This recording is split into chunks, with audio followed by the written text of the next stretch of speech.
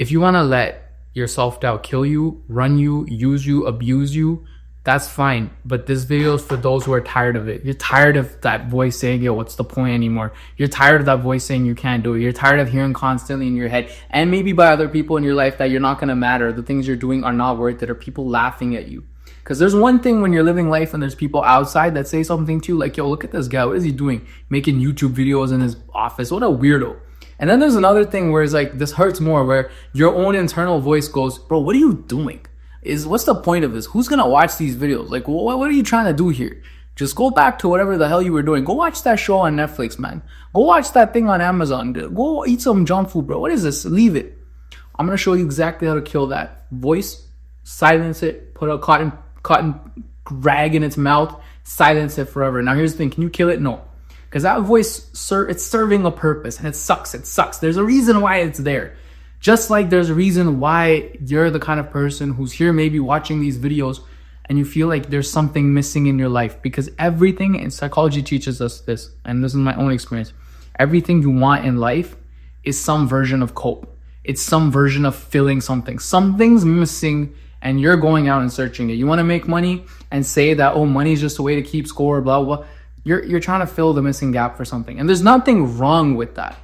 Nobody said, hey, it's bad to want love in your life. Nobody said it's bad to be jacked or build a good physique and be a good masculine man. And nobody says those things.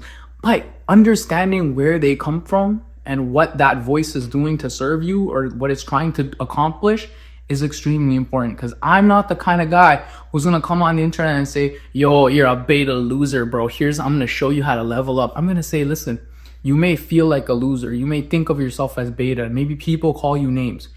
The activities and habits you're doing are coming from a place rooted in your history and maybe trauma and maybe your childhood. We're going to figure out what that is. We're going to progress together. We're going to crush it, and we're going to become unstoppable.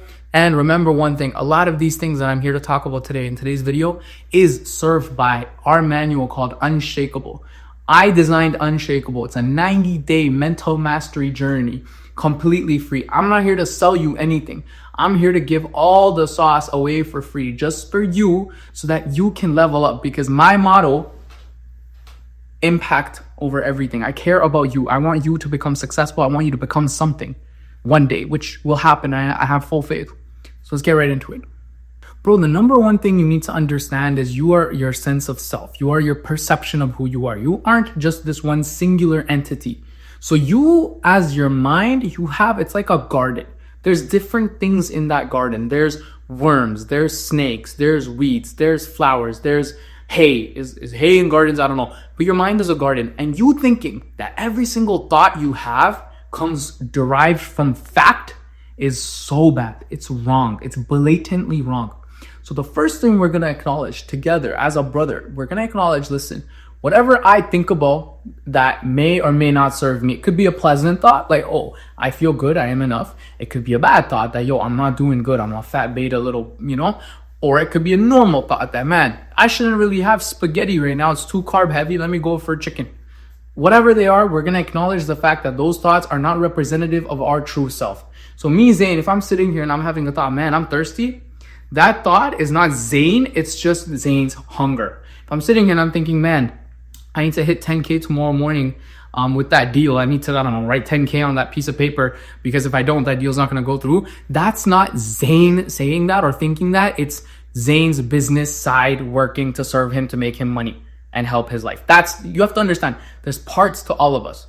So that's the number one thing we're going to do first. When you have those kinds of thoughts, for example, I'm sitting here, okay, let's do a live breakdown. I'm sitting here right now, right? And I had to stop before filming all of this. I was like, yo, what's the point, man? What am I doing this? I'm getting 30 views on my YouTube channel. What am I doing here? I don't even know what I'm doing. Hamza is talking about thumbnails and this other guy is talking about ads and this and that. I don't know what I'm doing. Why am I doing this? Okay, pause. That's the thought. I don't know what I'm doing. Where is that coming from? Is that truly Zane's authentic self? No, because if that was true, I wouldn't be here recording this video, right? For example, if you don't know how to do underwater plumbing, are you gonna go tomorrow and jump underwater and try to plumb? No, because that 1 + 1 is not 2 here. So my thought is saying, yo, I don't know what I'm doing here. That is not me. That's just a part of myself that does not understand what this is. And that is my inner child who got thrusted into this world of, digital entrepreneurship, whatever you want to call it, and is trying to figure things out on his own. Doing that, being able to label those thoughts and where they come from takes a lot of work. And the easiest way to do it is to know yourself in and out, man, like completely. A lot of guys are operating from a place of life and they don't even know who the vessel is. They don't even know what informs that vessel. So a lot of guys are going to the gym and I meet them all the time. Hey man, how was your leg day? It was good, bro. I did a couple sets. I'm like, nice. Like, so like, you did 7 sets on leg press. Maybe you could do less sets and just go heavier. Yeah, I guess I could, bro. Like, you know what I mean? Like, I just never really care that much about the gym. Okay, so why are you going to the gym if you don't have enough to actually go and learn about the gym? What this dude is doing, he doesn't even know why he's going to the gym. He just goes in there, does 7 sets of leg press, comes home, eats chicken and protein, get big muscles, blah, but you don't even know why you're going to the gym. And people who don't have straight or clear-cut answers as to what majority of their day, where it's going, what it's serving to do for them, they don't have the answers, they don't know themselves. So go ask one of your homeboys, yo, why are you working at a dead-end job? I need money. Why do you need money right now? I don't know. What? Yo, why are you working out and doing like 10 sets of leg press when you really only need 3? Fam, to be honest, I don't know, man. I just go to the gym. Look, doing stuff for the sake of doing stuff is fine sometimes. Like you're watching Netflix just cause is fine. Doing something just cause is fine. But the things that you're spending your hard-earned time on, like gym, like work, you should know your why. So how does this play into everything? Self-doubt thoughts come from uninformed whys. Self-doubt thinking comes from non-informed whys. So for example, if you are like, your why isn't clear about, let's say, your job. You wake up, you go to your 9 to 5, whatever, and you're going there. And let's say it's a job at Walmart, and you're going there and you do it for the money.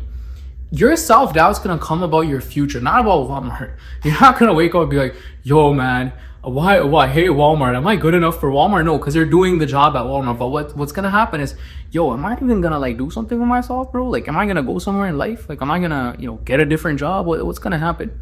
That doubt comes in, and then that doubt bleeds into the rest of your life. So here's how we're going to dissect it. I've explained to you where it comes from, childhood stuff, everything. I'm going to get into it.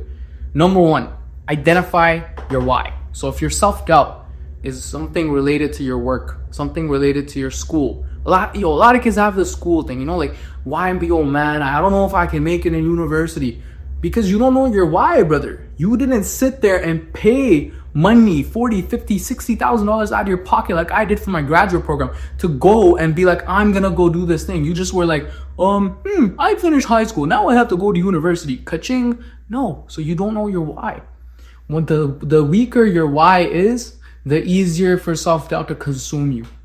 The weaker your why is, the easier for people to consume you, people to walk all over you, man. A lot of people start social media and like people around them be like, yo, what a loser, bro. Like I had that happen to me until I started popping. People are like, yo, what a loser. What kind of weird videos is this guy doing? And then when I started popping, they're like, they were quiet. But if my why wasn't strong when I was doing those videos, I would have stopped. And that's why your biggest advantage in the world, my brother, is finding your why, being consistent with it, and your discipline. I'm proud. If you have these 3 things, you'll never have to watch a YouTube video again.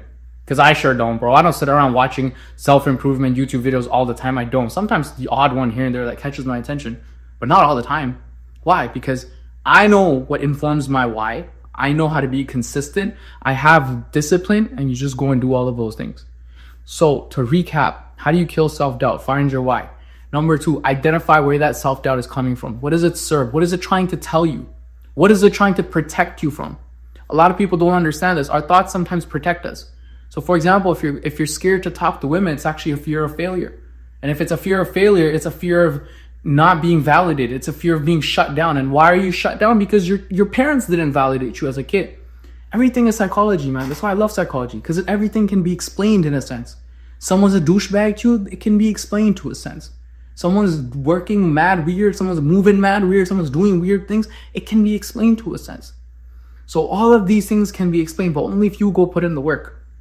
Lastly, to recap, if you want to understand yourself better, if you want to make sure self-doubt is like your little fish in your home, it's just sitting there in a cage or tank and it's not going anywhere, as opposed to a snake that can roam around and go through the vents and affect you, you have to master yourself. And how can you master yourself and know who this vessel is in and out? Take some time to know yourself. Obviously, meditate, go to therapy, and spend time alone, a lot of good time alone. Or as well, download Unshakeable, man. Completely free. Go through it. Go through the workbook. Go through the entire thing. And I promise you, at the end of it, you'll come back and you'll understand yourself way better, which makes everything in life easier. Thank you.